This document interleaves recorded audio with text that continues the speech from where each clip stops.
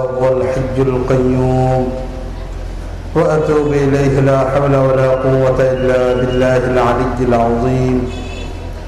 اللهم صل على سيدنا ومولانا محمد وعلى آله وصحبه وبارك وسلم كما تحب وترضى عدد ما تحب وترضى. الحمد لله وكفى وسلام على عباده الذين اصطفى. أما بعد فأعوذ بالله من الشيطان الرجيم. بسم الله الرحمن الرحيم. لقد كان لكم في رسول الله أسوة حسنة. وقال رسول الله صلى الله عليه وسلم قال الله تعالى قد أصلح العبد على مولاه. صدق الله مولانا العظيم وصدق رسوله النبي الكريم ونحن على ذلك من الشاهدين والشاكرين والحمد لله رب العالمين. سبحانك لا علم لنا إلا ما علمتنا إنك أنت العليم الحكيم. اتفاق العلماء ফুলবাড়িয়া উপজেলা উদ্যোগ আয়োজিত সিরাতুন নবী সাল্লাল্লাহু আলাইহি ওয়াসাল্লাম সম্মেলনের সম্মানিত সভাপতি কাবিল ইহতিরাম মুআজ্জাজ উলামায়ে কেরাম ও সম্মানিত উপস্থিতি, আল্লাহ রাব্বুল আলামিনের দরবারে লাখো কোটি শুকরিয়া যে আল্লাহ রাব্বুল আলামিন আমাদেরকে রাসূল করিম সাল্লাল্লাহু আলাইহি ওয়াসাল্লামের সিরাত এই সম্পর্কিত এই মুবারক মজলিসে আসার বসার কিছু আলোচনা করা ও শোনার সুযোগ আমাদেরকে দিয়েছেন। এই জন্য আল্লাহ রাব্বুল আলামিনের দরবারে শুকরিয়া হিসেবে সকলে বলে আলহামদুলিল্লাহ। মুআজ্জাজ হাজিরিন, রাসূল করিম সাল্লাল্লাহু আলাইহি ওয়াসাল্লামের জীবনী নিয়ে আলোচনা, যেটাকে সিরাত বলা হয়, রাসূল করিম সাল্লাল্লাহু আলাইহি ওয়াসাল্লামের নবুয়তের 23 বছরের আলোচনা, যেটাকে সিরাত বলা হয়, সেই সম্পর্কিত আলোচনা করা এটা অত্যন্ত বরকতময় একটা কাজ। ভারত উপমহাদেশের উল্লেখযোগ্য বুজুর্গ হাকিমুল উম্মাহ হযরত মাওলানা আশরাফ আলী থানভী রাহমাতুল্লাহ আলাইহি, উনি যখন জীবিত ছিলেন এমন অবস্থায় ভারতের একটা গ্রামে মহামারী দেখা দেয়। এমন একটা রোগ দেখা দেয় যে রোগের কারণে বেশি পরিমাণে মানুষ মারা যাচ্ছিল। একটা মহামারী দেখা দিচ্ছে, একাধিক মানুষ মারা যাচ্ছে, কোনোভাবেই বিষয়টিকে চিকিৎসা করা যাচ্ছে না। এই যখন পরিস্থিতি, এমন অবস্থায় ওই এলাকার কিছু মানুষ হাকিমুল উম্মাহ থানভী রাহমাতুল্লাহর কাছে আসলেন বিষয়টা নিয়ে আলোচনার জন্য। থানভী রাহমাতুল্লাহর কাছে আসার পরে থানভী রাহমাতুল্লাহ তাদেরকে বললেন যে ঠিক আছে, তোমরা আজকে চলে যাও, 2-3 দিন পরে আমার সাথে সাক্ষাৎ করবে। এই এলাকার মানুষগুলো তারা চলে গেল। থানভী রাহমাতুল্লাহ আলাইহির কাছে 3-4 দিন পরে তারা আসলেন। আসার পরে থানভী রাহমাতুল্লাহ আলাইহি একটা বইয়ের পাণ্ডুলিপি বের করে দিলেন এবং এই বইটার নাম রাখলেন নশরুত তিব। রাসূল করিম সাল্লাল্লাহু আলাইহি ওয়াসাল্লামের জীবনের উপরে লেখা। রাসূলের জীবনের উপরে এই বইটা লিখে থানভী রাহমাতুল্লাহ আলাইহি বলে দিলেন এই কথা, তোমাদের যে অঞ্চলে মহামারী দেখা দিচ্ছে, এই অঞ্চলে এই বইটা কোন জায়গায় সকালে বসে তালিম করবা, কোন জায়গায় বিকালে বসে তালিম করবা, কোন জায়গায় সন্ধ্যার সময় মানুষদেরকে নিয়ে বসে তালিম করবা। এইভাবে এই রাসূলের জীবনীটার উপরে তোমরা তালিম করতে থাকো। এলাকার মানুষ হাকিমুল উম্মাহ থানভী রাহমাতুল্লাহ আলাইহির কথা বিশ্বাস করে রাসূল করিম সাল্লাল্লাহু আলাইহি ওয়াসাল্লামের জীবনী লেখা সেই বই নশরুত তিব, যেটার নাম রাখলেন, এই বইটা নিয়ে এলাকায় চলে গেলেন। এলাকায় যাওয়ার পরে যখন তারা এই বইটা বিভিন্ন অঞ্চলে তালিম করা আরম্ভ করলেন, কোথাও সকালে তালিম করতেছেন, কোথাও বিকালে তালিম করতেছেন, কোথাও দুপুরে তালিম করতেছেন, কোথাও রাতের বেলা তালিম করতেছেন। নবীর জীবনের উপর চর্চা হচ্ছে পুরা মহল্লার ভিতরে। আল্লাহ রাব্বুল আলামিন এই চর্চার কারণে এলাকা থেকে মহামারীকে দূর করে দেন। তাহলে রাসূল করিম সাল্লাল্লাহু আলাইহি ওয়াসাল্লামের জীবনের উপরে আলোচনা করা, জীবনী নিয়ে আলোচনা করা নিঃসন্দেহে এটা অত্যন্ত বরকতের একটা বিষয়। তাই সিরাতুন নবী মাহফিল এটা অত্যন্ত বরকতময় একটা মাহফিল।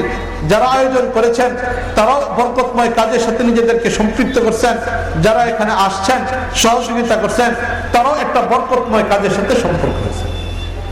সত্যিকার অর্থে রাসূল করিম সাল্লাল্লাহু আলাইহি ওয়াসাল্লামের জীবনী যেটা আল্লাহ রাব্বুল আলামিন কোরআনে কারীমের মধ্যে উল্লেখ করেছেন, সেটাও তো আল্লাহ রাব্বুল আলামিন উল্লেখ করতে গিয়ে 23 বছর সময় ব্যয় করেছেন। কারণ কোরআনে কারীম হলো রাসূল করিম সাল্লাল্লাহু আলাইহি ওয়াসাল্লামের জীবনের সবচেয়ে প্রধান মাধ্যম। রাসূল করিম সাল্লাল্লাহু আলাইহি ওয়াসাল্লামকে জানার জন্য সবচেয়ে গুরুত্বপূর্ণ অংশ হলো কোরআনে কারীম। এই কোরআনে কারীম আল্লাহ রাব্বুল আলামিন অবতরণ করেছেন দীর্ঘ 23 বছর সময় নিয়ে। তাহলে যেখানে রাসূল করিম সাল্লাল্লাহু আলাইহি ওয়াসাল্লামের জীবনী নিয়ে আলোচনা করা দরকার, রাসূলের জীবনীটাই শুধু আল্লাহ রাব্বুল আলামিন অবতরণ করতে 23 বছরের সময় নিছেন, সেখানে অল্প সময়ের ভিতরে রাসূল করিম সাল্লাল্লাহু আলাইহি ওয়াসাল্লামের জীবনের কোনো একটা অংশের উপর আলোচনা অথবা একদিন দুই দিন রাসূল করিম সাল্লাল্লাহু আলাইহি ওয়াসাল্লামের জীবনের কোনো অংশের উপর আলোচনা করে এই আলোচনা কখনো শেষ করা সম্ভব না। মিশরের বড় একজন আলেম, তিনি যার যৌবনের অবস্থায় ছিল, জীবনের প্রাথমিক পর্যায়ে বড় একজন আলেম, তিনি একবার সিদ্ধান্ত নিলেন মিশরের জামে মসজিদের ভিতরে তিনি প্রতি শুক্রবার রাসূলের জীবনের বিভিন্ন অংশগুলিকে নিয়ে আলোচনা করবেন। রাসূলের জীবনের কোনো একটা অংশ নিয়ে তিনি আলোচনা করবেন। এইভাবে তিনি মিশরের জামে মসজিদের ভিতরে আলোচনা শুরু করলেন। এখন আলোচনা করতেছেন প্রতি সপ্তাহে আলোচনা, কখনো 1 ঘন্টা করেন, কখনো 2 ঘন্টা করেন, কখনো 3 ঘন্টা করেন। এভাবে তিনি আলোচনা করতেছেন।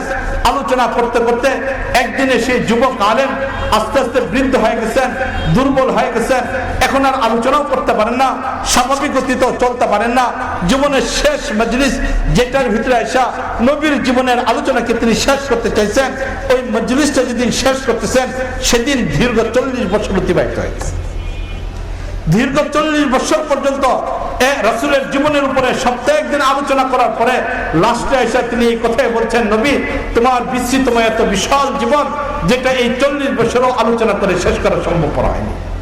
তাহলে মুআজ্জাজ হাজরিন, সত্যিকার অর্থে রাসূলের কোনো একটা জীবনের অংশ নিয়ে আলোচনা করা এটা খুব কঠিন একটা ব্যাপার। কর্তৃপক্ষের পক্ষ থেকে রাসূল করিম সাল্লাল্লাহু আলাইহি ওয়াসাল্লামের রাষ্ট্রনায়ক হিসেবে সফলতম একটা জীবনের দিক নির্দেশনা সম্পর্কিত আলোচনা করার জন্য আমাকে অনুরোধ করা হয়েছিল, নির্দেশ দেওয়া হয়েছিল। আমি ওই বিষয়ের উপর আলোচনা করতে যাওয়ার আগেই যে কথাটুকু বললাম, এতে প্রায় বলতে গেলে 10 মিনিট অতিবাহিত হয়ে গেছে। হাতে আজানের সময় আছে মাত্র 20 মিনিট সময়।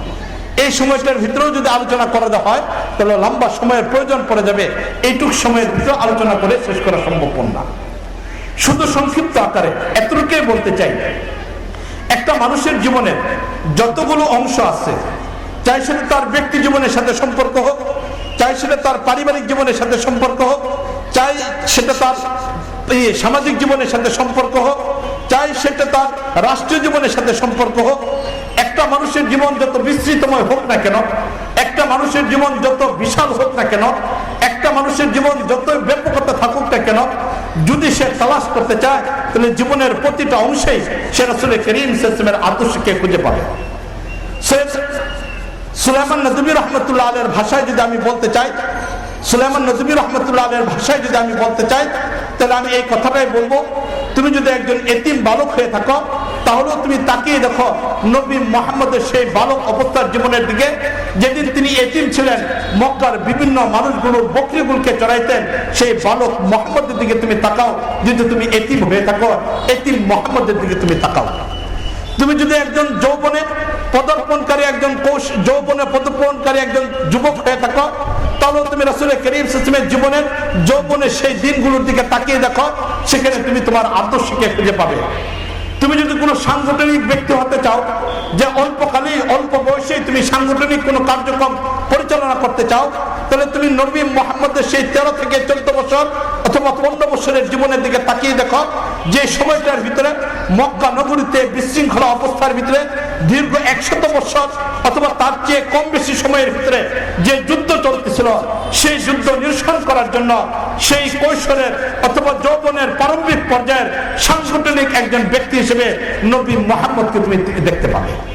তুমি যদি ব্যবসায়িক কোনো মানুষ হতে চাও, তাহলে তুমি তালাশ করে দেখো, কখন আব্দুল মুত্তালিবের সাথে রাসূল করিম ইসলামকে ব্যবসায়ী সফরে যাচ্ছেন, আবার কখনো খাদিজা রাদিয়াল্লাহু তাআলা আনহার ব্যবসায়ী মালকে নিয়ে যাচ্ছেন রাসূল করিম সাল্লাল্লাহু আলাইহি ওয়াসাল্লাম, কখনো সিরিয়ার বাজারে, কখনো ফিলিস্তিনের বাজারে একজন ব্যবসায়ী মানুষ হিসেবে তুমি রাসূল করিম সাল্লাল্লাহু আলাইহি ওয়াসাল্লামের জীবনের মাঝে তুমি আদর্শ খুঁজে পাবে। তুমি যদি একজন স্বামী হয়ে থাকো, তাহলে তালাশ করে দেখো রাসূল করিম সাল্লাল্লাহু আলাইহি জীবনের দিকে, যেখানে ঘরে একই সাথে 9 জন স্ত্রী রয়েছেন, তুমি স্বামী হিসেবে রাসূল করিম সাল্লাল্লাহু আলাইহি জীবনের থেকে তুমি আদর্শ গ্রহণ করতে পারবে।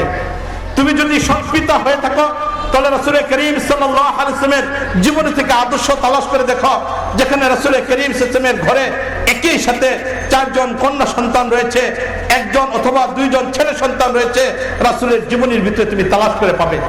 তুমি যদি ছাত্র হয়ে থাকো তালাশ করে দেখো, রাসূলের জীবনের মধ্যে তুমি আদর্শ খুঁজে পাবে, যিনি জিব্রাইলের সামনে হেরা গুহায় বসে আছেন, রাসূল করিম সাল্লাল্লাহু আলাইহি ওয়াসাল্লামের তুমি তালাশ করে দেখো, ছাত্র হিসেবে রাসূলের জীবনে তুমি আদর্শ খুঁজে পাবে। তুমি যদি একজন উস্তাদ হয়ে থাকো তাহলে সুফা মাদ্রাসা অথবা দারুল আরকামে সেই সাহাবায়ে কেরামের সামনে রাসূল করিম সাল্লাল্লাহু আলাইহি ওয়াসাল্লামকে উস্তাদ হিসেবে পাবে, শিক্ষক হিসেবে পাবে, যেখান থেকে তুমি তোমার আদর্শকে গ্রহণ করে নিতে পারবে। তুমি যদি একজন যুদ্ধে পরাজিত সৈনিক হয়ে থাকো, যিনি যুদ্ধের ময়দানে পরাজয় বরণ করেছ, তাহলে সেদিন উহুদের যুদ্ধের ময়দানে পরাজিত সৈনিক রাসূল করিম সাল্লাল্লাহু আলাইহি ওয়াসাল্লামকে তাকিয়ে দেখো, সেখান থেকেও তুমি আদর্শ গ্রহণ করতে পারবে। তুমি যদি যুদ্ধের ময়দানে বিজয়ী কোনো নেতা হয়ে থাকো, যুদ্ধের ময়দানে যদি তুমি বিজয়ী কোনো নেতা হয়ে থাকো, তাহলে তুমি আদর্শ তালাশ খুঁজে পাবে রাসূল কারীমের জীবনে। মক্কা বিজয়ের দিন, যেদিন মক্কার মানুষগুলো পরাজিত অবস্থার ভিতরে রাসূল করিম সাল্লাল্লাহু আলাইহি ওয়াসাল্লামের সামনে দাঁড়ানো ছিল, এমন অবস্থায় সেই বিজিত সেনাপতি রাসূল করিম সাল্লাল্লাহু আলাইহি ওয়াসাল্লামের মাঝে তুমি আদর্শ খুঁজে পাবে। মোট কথা, তোমার জীবনের যে অংশে হোক না কেন, তোমার জীবনের যে বিস্তৃতময় অংশে হোক না কেন, রাসূল করিম সাল্লাল্লাহু আলাইহি ওয়াসাল্লামের জীবনের মাঝেই তুমি আদর্শকে খুঁজে পাবে। মুআজ্জাজ হাজরিন, আজকে গোটা পৃথিবীর দিকে তাকিয়ে দেখি, রাসূল করিম সাল্লাল্লাহু আলাইহি ওয়াসাল্লাম নবুয়তের সময় তো পাইছিলেন মাত্র 23 বছর। হযরত নূহ আলাইহিস সালাম নবুয়তের দায়িত্ব পালন করছিলেন, বলতে গেলে 950 বছর পর্যন্ত নবুয়তের দায়িত্ব পালন করছিলেন। কিন্তু আমার নবী মাত্র সময় পাইছেন 23 বছর। এই 23 বছরের ভিতরেও মক্কার জীবনের দিকে তাকিয়ে দেখেন, সেখানেও রাসূল করিম সাল্লাল্লাহু আলাইহি ওয়াসাল্লাম দাওয়াতের কাজ, ইসলাম প্রচারের কাজ যথাযথভাবে করতে পারেন নাই। কখনো রাসূল করিম সাল্লাল্লাহু আলাইহি ওয়াসাল্লাম দাওয়াতের ময়দানে যাচ্ছেন, পিছন দিক থেকে শত্রু বাহিনী চলতেছে, রাসূল করিমের দাওয়াতের কাজকে, ইসলাম প্রচারের কাজকে বাধা দিতেছেন। কখনো রাসূল ইসলাম যুলহুলাইফার বাজারে চলে যাচ্ছেন, কখনো উকাদের মেলাতে যাচ্ছেন, কখনো তায়েফের ময়দানে যাচ্ছেন, আবার কখনো রাসূল ইসলামকে শিয়াবে আবি তালিবের ভিতরে অবরুদ্ধ করে রাখা হচ্ছে। মক্কার 13টা বছর নির্যাতিত অবস্থার ভিতরে রাসূল ইসলাম কাটাইলেন। ইসলাম প্রচারের সেই বিশাল দায়িত্ব এখানেও যথাযথ পালন করা যাচ্ছে না, যথাযথভাবে পরিবেশ তৈরি হচ্ছে না। মদিনার জীবনে রাসূল ইসলাম চলে গেলেন, 13 বছর পরে মদিনায় গেলেন রাসূল ইসলাম। আবার 13 বছরের ভিতরে 10 বছরের ভিতরে একটু চিন্তা করে দেখেন, 17 মাস পরেই বদরের যুদ্ধ সংঘটিত হলো, 3 বছর পরে উহুদের যুদ্ধ সংঘটিত হলো, 5 বছর পরে খন্দকের যুদ্ধ সংঘটিত হলো, 6 হিজরিতে হুদায়বিয়ার যুদ্ধ সংঘটিত হলো, 8 হিজরিতে মক্কা বিজয় হলো। এই মক্কা বিজয়ের আগ পর্যন্ত রাসূল করিম সাল্লাল্লাহু আলাইহি ওয়াসাল্লাম ব্যাপকভাবে ইসলামের কাজও মদিনা মুনাওয়ারা ভিতরে করতে পারতেছেন না। মক্কা বিজয়ের পরে রাসূল করিম সাল্লাল্লাহু আলাইহি ওয়াসাল্লামের বিশাল ময়দান খুলে গেল। মক্কা বিজয়ের পরে রাসূল করিম সাল্লাল্লাহু আলাইহি ওয়াসাল্লাম 8 হিজরির পর থেকে নিয়ে মাত্র 3 বছর অথবা 3.5 বছর সময় মাত্র রাসূল করিম সাল্লাল্লাহু আলাইহি ওয়াসাল্লাম পাইলেন। মাত্র নিশ্চিন্তভাবে ইসলামের কাজ করার জন্য 3 থেকে 3.5 বছর সময় রাসূল ইসলাম মাত্র পাইলেন। অথচ এই সময়টার ভিতরে চিন্তা করে দেখেন, কেমন একটা রাষ্ট্র ব্যবস্থা তৈরি করছিলেন, কেমন মানুষগুলিকে তৈরি করছিলেন, কেমন সমাজ তৈরি করছিলেন, কেমন পরিবার তৈরি করছিলেন, যে এর নমুনা পৃথিবীতে কেউ দেখাইতে পারবে না। এমন একটা ব্যবস্থা রাসূল ইসলাম তৈরি করে ফেললেন। হযরত আমির রাদিয়াল্লাহু তাআলা আনহু, যিনি রাসূল করিম সাল্লাল্লাহু আলাইহি ওয়াসাল্লামকে হত্যা করার জন্য আসছিলেন, তিনি ইসলাম ধর্ম গ্রহণ করলেন, রাসূল করিম ইসলামের সুহবতে থাকলেন। তিনি হযরত উমর ফারুক রাদিয়াল্লাহু তাআলা খেলাফতকালে যখন ইরান মুসলমানদের অধীনে চলে আসলো, ইরান যখন বিজয়ের পথে যাচ্ছে, সেদিন ইরানের রাজ সম্পদ মুসলমানদের অধীনে চলে আসলো। এই অবস্থার ভিতরে সব সম্পত্তিগুলো জমা করা হচ্ছে, অর্থগুলোকে জমা করা হচ্ছে, সব কিছু একত্রিত করা হচ্ছে, রাজপ্রাসাদের বিভিন্ন জায়গা থেকে অর্থ সংগ্রহ করা হচ্ছে, আর বাইতুল মালের মধ্যে জমা করা হচ্ছে। মানুষ লিখতেছেন কি পরিমাণ সম্পদ জমা হচ্ছে, এক একজন কলম নিয়ে বসতেছেন আর লিখতেছেন, তালিকা করতেছেন। এমন অবস্থার ভিতরে দেখা গেল ছিঁড়া ফাড়া কাপড় পরা একজন ব্যক্তি এক মটকার ভিতরে মাথার মধ্যে নিয়ে, একটা মটকা মাথার মধ্যে নিয়ে তিনি আসলেন। আসার পরে যখন মানুষের সামনে এই মটকাটা তিনি রাখলেন, এই বস্তুটা যখন তিনি রাখলেন, রাখার পরে সবাই আশ্চর্য হয়ে গেল যে পুরো ইরানের সম্পত্তির ভিতরে এত দামি পাথর, এত দামি মুক্তা, এত দামি বস্তু আর কোনোটাই নেই। যারা এরকম তালিকা করতেছিলেন তিনি এই ব্যক্তিকে চিনেন না, তিনি কে, তাকে চিনেন না, তিনি কে। তাই একজন বললেন যে ভাই, তুমি যা পেয়েছিলে তাই তো এখানে জমা দিছ, না এখান থেকে কোনো বস্তুকে তুমি রেখে দিয়েছ? এই কথা যখন তিনি বললেন, এই কথা বলার সাথে সাথে সেই ছিঁড়া পরা কাপড় পরা মানুষরা তিনি বলে ফেললেন এই কথা যে দেখো, যে সম্পদ আজকে আমার কাছে আসছিল এটা তোমরা কেউ জানতে না। যদি রাসূল করিম সাল্লাল্লাহু আলাইহি ওয়াসাল্লামের সুহবত আমি না পাইতাম, যদি রাসূল করিম সাল্লাল্লাহু আলাইহি আদর্শ আমার ভিতরে থাকতো, গনিমতের মাল, রাষ্ট্রীয় সম্পদ, আমানত, এই দায়িত্ববোধ যদি রাসূলের জবান থেকে আমি না শুনতাম, তাহলে এই সম্পদ আমি যদি জমা না দিতাম, তাহলে তোমরা কেউ এটা সন্ধান পেতে না। কিন্তু রাসূলের জবানে মুবারক থেকে এই আওয়াজ আমি শুনেছিলাম, রাষ্ট্রীয় সম্পদের মধ্যে যদি কেউ অন্যায়ভাবে হস্তক্ষেপ করে কিয়ামতের ময়দানে আল্লাহর দরবারে জবাবদিহিতা করতে হবে। এই আওয়াজটা আমার কানে জানা শোনার সাথে সাথে এই সম্পদটা আমি তোমাদের কাছে দিয়ে গেলাম। মানুষ আশ্চর্য হয়ে গেল। সম্পদের প্রতি মানুষের লোভ থাকে, এমন একটা বস্তু পাওয়ার পরেও যিনি লোভ করে কোনো কিছু রাখেন নাই, উনি চলে যাচ্ছেন। আশ্চর্য হয়ে গেল।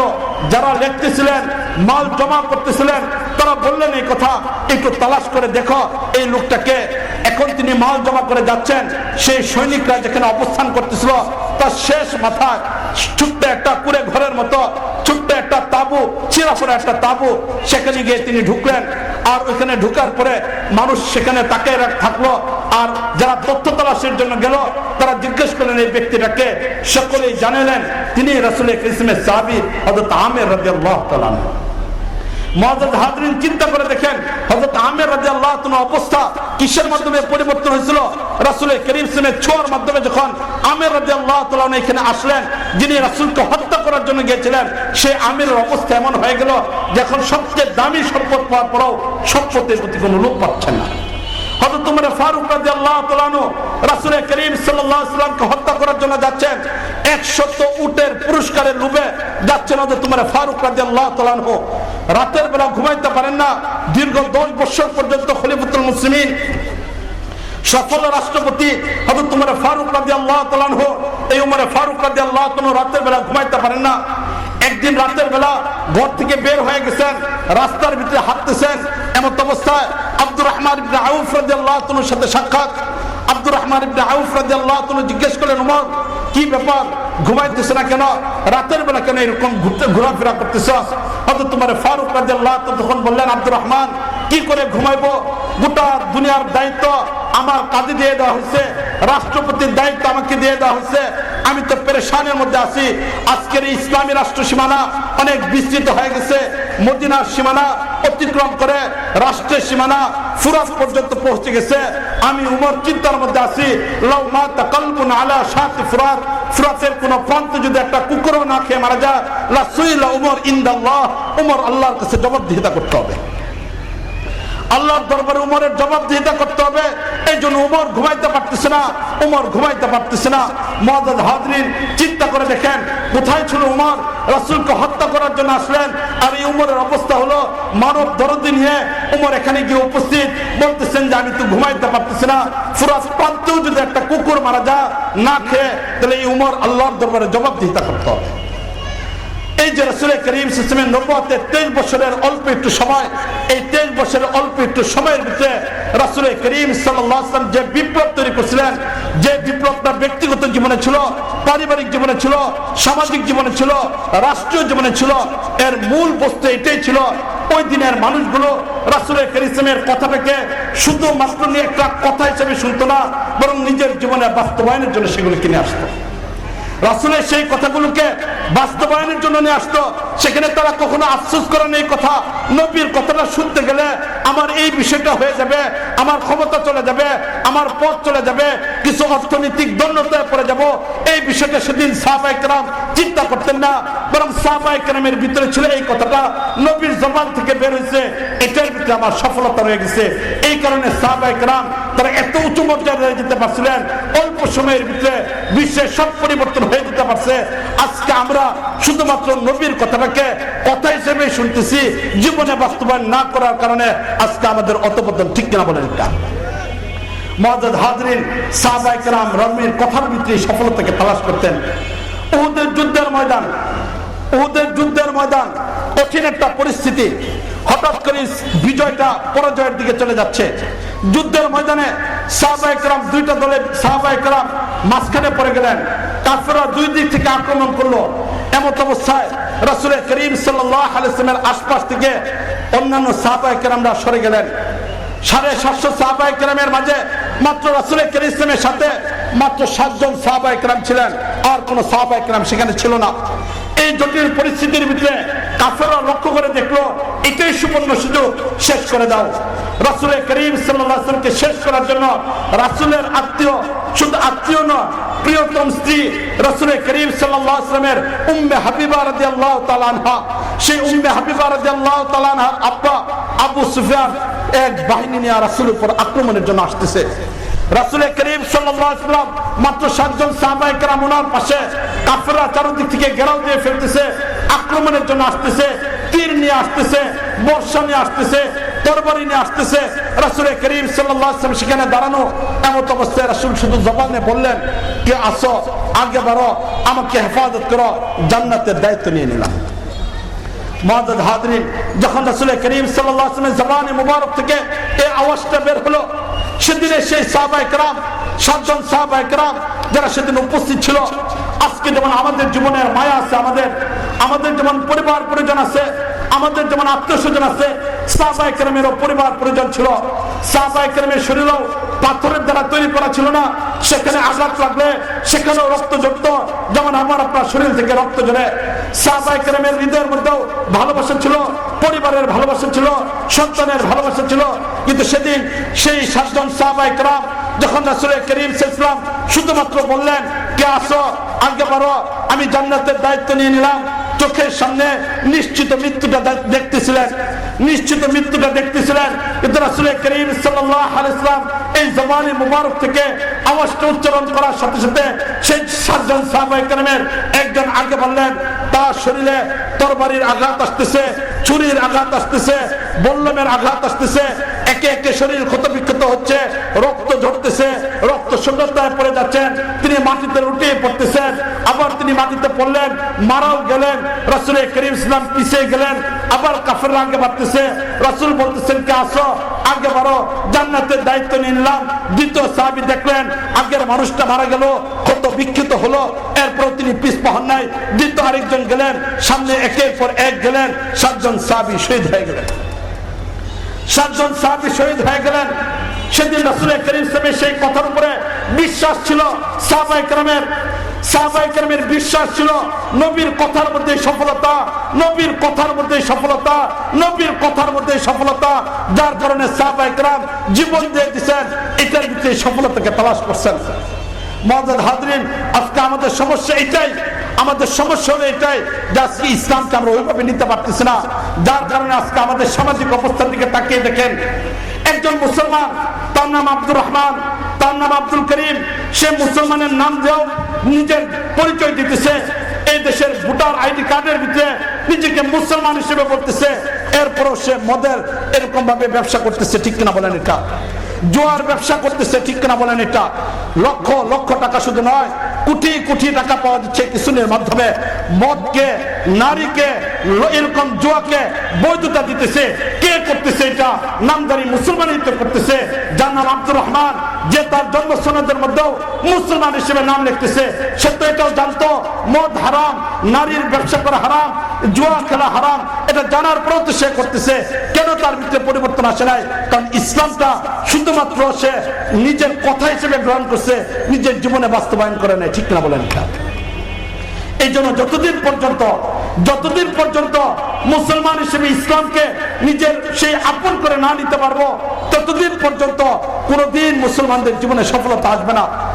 বুয়েটের যে ঘটনা ঘটে গেছে, মুআজ্জাজ হাজরিন, যে আফরানকে হত্যা করা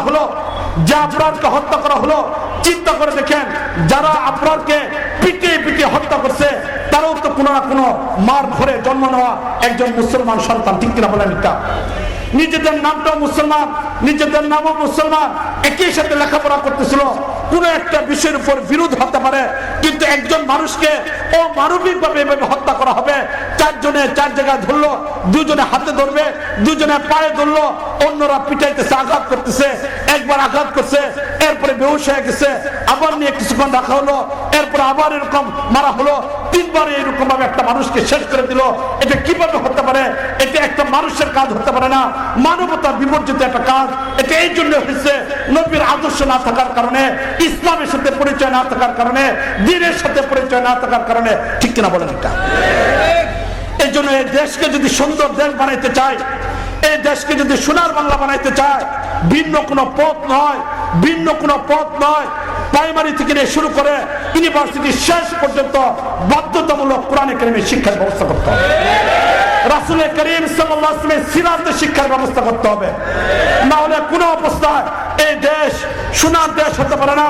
শেখ মুজিবুর রহমান যখন 1971-এ যখন এই দেশের দুর্ভিক্ষ দেখা দিল, তখন শেখ মুজিবুর রহমানকে, যিনি বাংলাদেশের প্রধানমন্ত্রী ছিলেন, তাকে বাইরের রাষ্ট্র থেকে সহযোগিতা করার জন্য 7 কোটি কম্বল দেওয়া হচ্ছিল।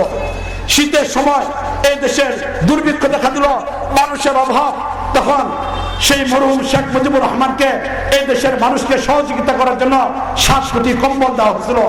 এই কম্বলগুলো যখন বিভিন্ন মানুষের মাধ্যমে বিতরণ করা হচ্ছিল, শেষ মুহূর্তে শেখ মুজিবুর রহমান যখন বলছিল এই কথা, 7 কোটি মানুষের জন্য 7 কোটি কম্বল আসছে, আমার কম্বলটা কোথায়? তখন সবাই মাথা নিচু করছিল, কারণ কম্বল যাদের দ্বারা বিতরণ করা হয়েছিল তারাই কম্বল চুরি করে নিয়ে নিচ্ছে। তখন বলছিল এই কথা, একটা দেশ স্বাধীনতার পরে মানুষ স্বর্ণের খনি পায়, আমি তো এই দেশে চুলের খনি পাইছি। মুআজ্জাজ হাজরিন, এই চুলের খনির দ্বারা তখন একটা দেশ সুন্দর হতে পারবে না যতক্ষণ পর্যন্ত ইসলামের ছোঁয়া না আসবে, যতক্ষণ পর্যন্ত কোরআনের ছোঁয়া না আসবে, যতক্ষণ পর্যন্ত ধর্মীয় শিক্ষাকে বাধ্যতামূলক না করা হবে, একটা জাতি কোনোদিন পরিবর্তন করা সম্ভব না। এই জন্য আজকে আমাদের প্রয়োজন, আজকে আমাদের প্রয়োজন কোরআনের শিক্ষার সাথে সম্পৃক্ত হওয়া। আজকে আমাদের প্রয়োজন নবীর জীবনের সাথে সম্পৃক্ত হওয়া। আজকে আমাদের প্রয়োজন শুধু কথার ভিতরে নয়, ওয়াজ মাহফিলের ভিতরে নয়, বরং যে কথাগুলিকে শুনবো সেই কথাগুলো নিজের জীবনের মধ্যে বাস্তবায়ন করা। এই কারণে ইত্তেফাকুল উলামা, বৃহত্তম মুমিন শাহী এটা উদ্যোগ গ্রহণ করেছে যে তারা 4 দফা কর্মসূচির সাথে এই বিষয়টাকে সংযোজন করে নিয়েছে, যাতে ওয়ার্ড ভিত্তিক, ইউনিয়ন ভিত্তিক, উপজেলা ভিত্তিক, জেলা ভিত্তিক, কেন্দ্রীয়ভাবে সিরাতের মাহফিল করা হয় এবং দিনব্যাপী রাসূল করিম সাল্লাল্লাহু আলাইহি ওয়াসাল্লামের জীবনের উপর আলোচনা করা হবে, যাতে করে এই আলোচনার মাধ্যমে একটা মানুষ শুধুমাত্র শুনবে না, নবীর জীবনের পুরো অংশটা সামনে আসবে আর এগুলোর মাধ্যমে জীবনকে পরিবর্তন করার চেষ্টা করবে। এই জন্য আলহামদুলিল্লাহ ফুলবাড়ী উপজেলার যারা আজকে এখানে আয়োজন করেছেন তাদেরকে আমি মোবারকবাদ জানাবো। আমার জানা যতটুকু যে এই বছরে শুধুমাত্র ইত্তেফাক উল উলামা আমাদের ফুলবাড়ী উপজেলা সর্বপ্রথম সিরাত মাহফিল করতেছে। এটি যেন এখানে থেমে না যায়, বরং কমিটিতে যারা আছেন ঐক্যবদ্ধতার মাধ্যমে আরো যেন ব্যাপকভাবে ধরনের কাজ হয়, ইউনিয়ন ভিত্তিক যেন আরো বেশি পরিমাণ করা যায়, এটার জন্য উদ্যোগ গ্রহণ করে আমি তাদেরকে অনুরোধ জানাবো। আর এলাকার মানুষের সাথেও আমি এই কথাটাই বলবো যে আজকে আমরা আসুন নবীর জীবনীগুলিকে জানার চেষ্টা করি, নবীর জীবনীগুলিকে নিজের জীবনে বাস্তবায়ন করার জন্য চেষ্টা করি। আল্লাহ রাব্বুল আলামিন আমাদের সকলকে যথাযথভাবে বুঝে আমল করার তৌফিক দান করুন। ওয়া আখিরু দাওয়ানা আনিল হামদুলিল্লাহি রাব্বিল আলামিন।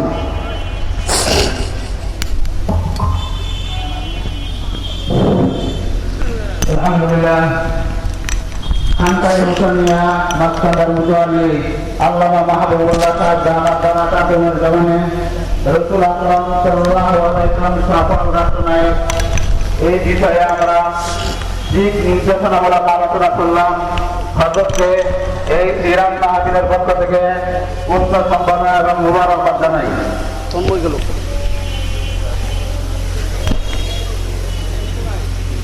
এখন জোহরের নামাজের টাইম হয়ে গেছে। জোহরের নামাজের আযানের পর ওযু এক্সটেন্ডের জন্য আমাদের পক্ষ থেকে সময় দেওয়া হবে। আযানের পর আপনারা সকলে বসবেন, কেউ উঠাতে পারবেন না। দূর দূরান্ত থেকে অনেক মেহমান এখানে আগমন করেছেন। আমাদের পক্ষ থেকে ওরকম আমরা দুপুরে আপ্যায়নের ব্যবস্থাপনা করতে পারিনি, এই জন্য আমরা দুঃখিত। তবে সুযোগ মূল্যে খাবারের একটা ব্যবস্থাপনা রাখা হয়েছে, এই দিকটা আমাদের পশ্চিম পাশে আপনারা ধরুন